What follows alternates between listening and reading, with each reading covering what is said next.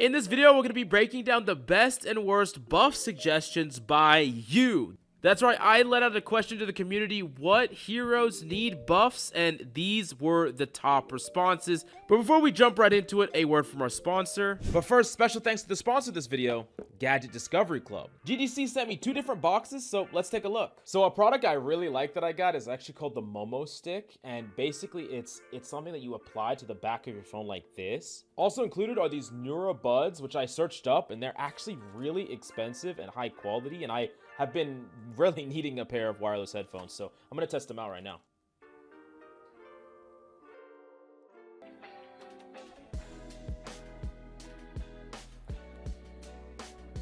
So this is how the service works. There are quarterly boxes of all different kinds of themes, whether it's tech, everyday carry, travel, and every single box has 4 gadgets inside and is guaranteed to be worth at least $125. You also get an online account so you can easily cancel, skip, or change the shipment date. Now I love having that Christmas feeling any time of year when you get a box in like of random goodies that I know I'm gonna like, and I would highly suggest you go check out the Gadget Discovery Club, and using my code in the description and link down below, you can get $20 off your first order. So what are you waiting for? Check it out down below, and thanks again Gadget Discovery Club for sponsoring this video.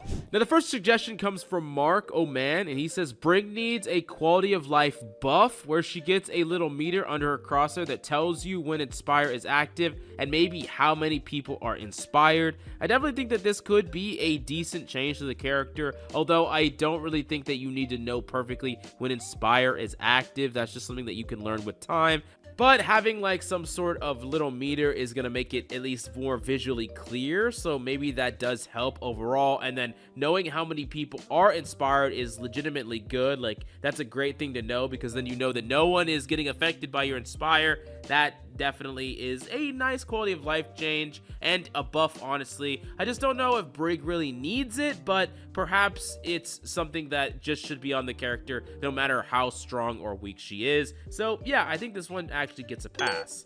Next up, we have Toby Church, and he says, I think Ryan needs a buff. He's just unplayable at the moment and is super fun and not really a huge problem when he is good. Now, I will say that Ryan can be a little crazy if he's like the absolute best thing and overpowered, but most Ryan-centric metas are typically diverse metas. Like, we haven't really had a busted Ryan meta pretty much ever, or like in a while at the very least. It is definitely possible to push him too far, but I think like right now especially, you could justify pretty substantial buffs to him, or you wait and see after big nerfs to like Orisa and some other characters, and you see where kind of Ryan lies.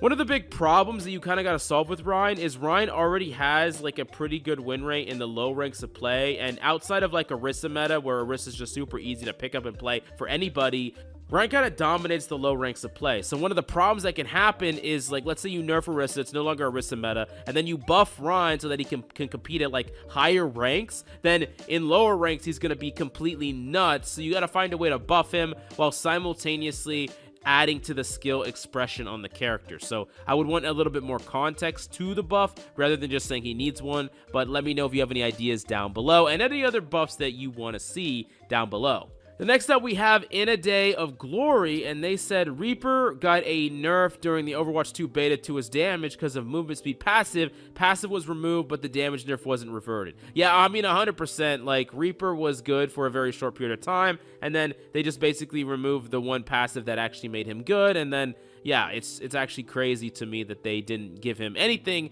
to compensate for the fact that he's one of the worst DPS to play. Now, what I would say is that you could either just buff him straight up, just make him better, or you could go the route that I've been suggesting nonstop, which is bring back DPS passives, but in 3 groupings, depending on the character, and put Reaper back in that movement speed passive grouping. I think that would be really, really cool. But yeah, definitely let me know how you would buff Reaper if you were given the opportunity.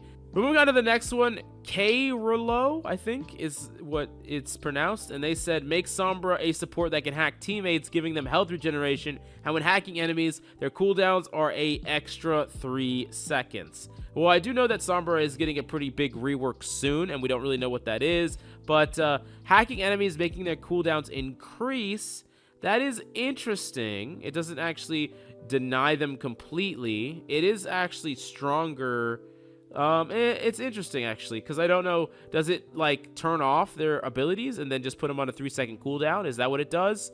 Or does it only lengthen cooldowns that are already active?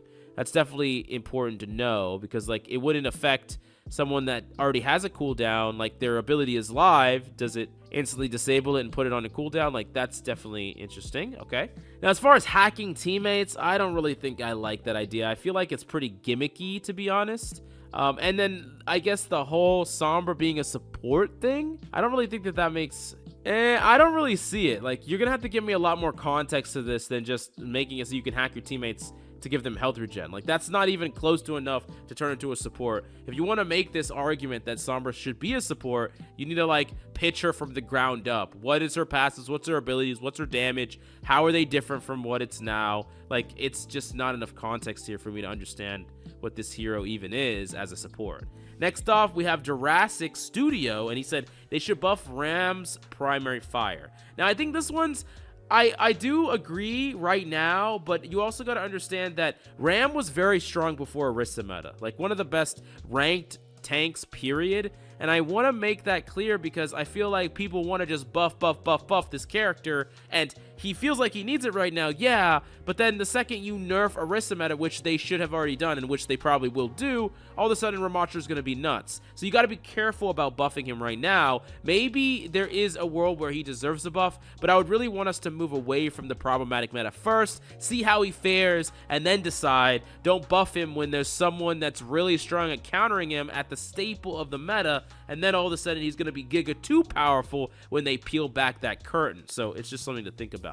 Next up, we have Pete Carey, and they said, what about some damage over time on Widow's headshots? So if targets are just slightly out of range, they can still die, but can also be saved. So I actually see the suggestion several times where it doesn't happen right away, it happens over time. And I might be in the minority here, but even though I do hate one-shots, don't get me wrong, I also hate things that kill me slowly, that require my teammate to save me, right? It has nothing to do with me. It has to do with my teammates' awareness, my support's awareness. How fast are they at pivoting to me, at healing me? And it just leads to some really frustrating moments where you're right in front of your support, you're like telling them, you're talking to them, you're pinging, whatever you have to do, and they aren't quick enough to save you. So I know that that's not always 100% their fault. You're the one who got shot in the first place, but some of the time you're going to create these really feel bad moments that I don't really like, and other times you're just going to have situations where you're like constantly being bailed out by a really attentive support.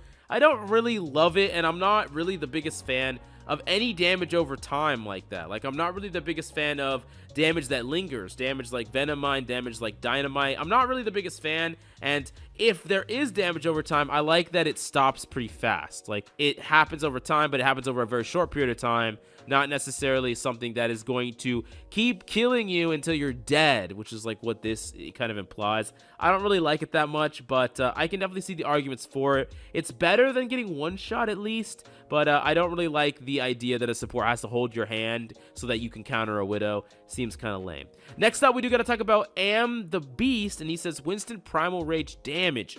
Buff the Winston Primal Rage damage, and I do think that this is actually probably pretty good. Like, I know that Winston is super strong in the right hands, in the right metas, but he's pretty weak right now, and I do think that Primal Rage has kind of been lacking, and I want it to have more oomph, especially like hitting good juggles. You should be able to kill people a little bit faster, I think, but perhaps this is another situation like with the Ramattra situation where if there was better metas for him, then he would become super busted. But like, really, I think that that it would be kind of fine, honestly. I think you could definitely buff Primal Rage, and it's such a high skill ultimate that it's not like it's gonna take over the meta or anything like that. Only the best players are gonna be able to really capitalize on the increase in damage most of the time. Now, next up, we do have Zachary Garcia that says Pharah. Lol, I don't understand why Pharah doesn't have some sort of shield. Everyone says she really only has value with a mercy pocket, so I think some amount of shield would be beneficial. Why Symmetra have a shield but Pharah doesn't? Leaves me discombobulated. Lol. So okay, all right. Once again,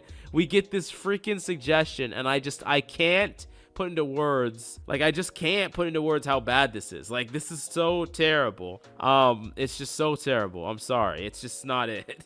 But all joking aside, I think really the only way to like make this actually work is you have to like fundamentally change Mercy, or you have to fundamentally change Pharah. Like you have to ground Pharah. I've given some suggestions about like a freaking bunny hopping Quake related Pharah that like gets to use momentum and like fly around on the ground and do some crazy stuff with momentum and stuff like that. That's a way that you could add shields to her, because she's not like playing the skybox where like most of the cast can't do anything. Or you just like have a world without a Mercy, and then no Mercy. It's like, okay, yeah, then Pharah can have a shield. But like that's a completely different conversation. It's just like to get rid of Mercy. You can't give Pharah a shield while she could still be pocketed by Mercy. It's just like the character already dominates controller ranked. It already dominates low rank. It already dominates most rank. Like, I mean, there's a lot of, it's just such an imbalance right now that makes no sense to buff. It just doesn't. Now, I will say that more than any other suggestion, I got people just asking for nerfs. A lot of people talked about specific nerfs, but some people talked about power creep overall, and I tend to agree. I do think that right now we're in a situation where more nerfs are better. I know that they don't feel the best when your character gets nerfed, but if they had like a patch that just universally hit every character across the board in one way or another, nerf them in various ways except for like the really weak ones, I think that would probably be the best. But definitely let me know down below what characters you want to nerf specifically. We're going to do the follow-up to the buff one. We're going to do the nerf one. Let me know in the comments down below. And do me a solid and smash the like, subscribe, and I will see you next time.